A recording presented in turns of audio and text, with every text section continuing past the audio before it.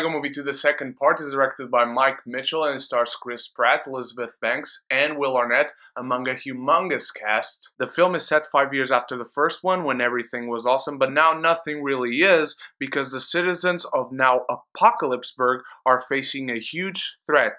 Lego Duplo invaders from outer space who wreck everything faster than our heroes can rebuild.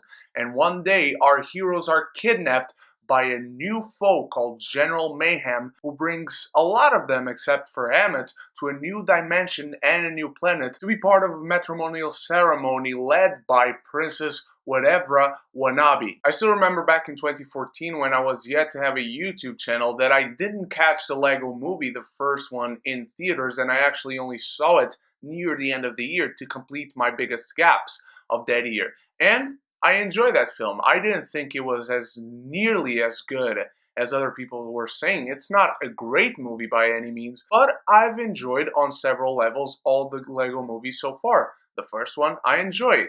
The Batman Lego Movie, I really enjoyed.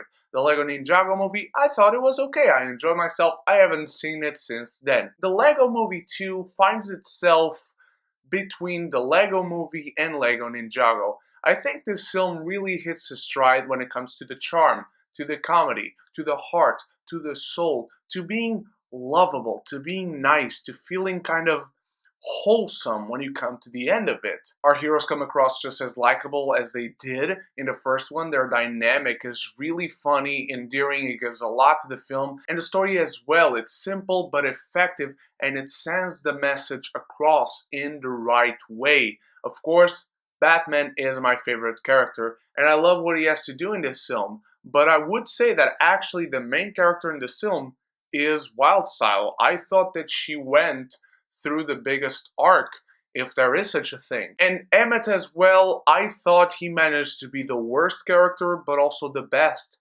character in this film. He goes through an arc that feels in a way kind of similar to the arc he went through in the first film, but in other ways very different as well. And there are references and Easter eggs and puns that we've come to expect in this film, but they keep on being very clever. I like that this film didn't just feed off what the first one did or what the Lego Batman movie or the Lego Ninjago movie did, and it keeps on being creative with its self-referential humor, the fact that it even pokes fun at the tropes that even the first film created. And even though Batman is my favorite character in these films, I do have to say that Rex Dangervest stole this entire film. The biggest laughs I had in this film were because of this guy, and the most poignant moments were because of this guy. Now, the Lego film, the original one, really surprised us at the end with its big revelation about what was going on. This film kind of messes with that a little too much. It feeds off of that a little too much for us to understand the mechanics of the story. The fact that these characters are sent into the Sistar system and other references like that that I don't want to get into, otherwise they would be spoilers. This is a film that, despite understanding what the first one created and really feeding off of that in a good way for references, in terms of narrative and how it works and how it flows, it feels rather mechanic.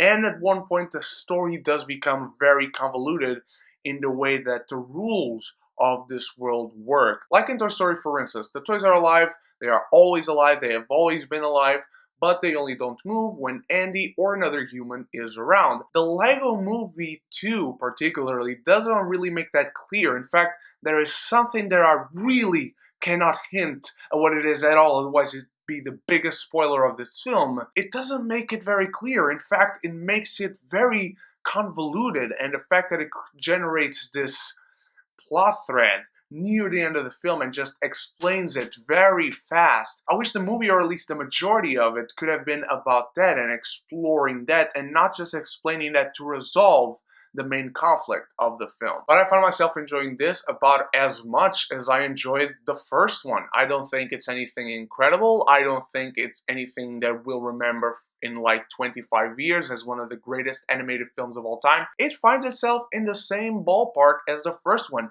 It's charming, funny, endearing. It's a fun watch. The film flies by. It has a lot of entertaining songs and one that will get stuck in your head, and I think it might backfire on this film. Also, they made the Batman floss, so now the floss is officially cool and socially acceptable. I'm giving the Lego Movie 2, the second part, a B. Guys, what did you think of the Lego Movie 2? Let me know in the comments below. Let me know what you think of the first one, and give me a rank of all the Lego movies we've gotten so far, and what do you like to see in the possibly third Lego movie. Thank you so much for watching. You guys are the best. My campaign to support my short film Where Summer Gone is still active. The link is in the description.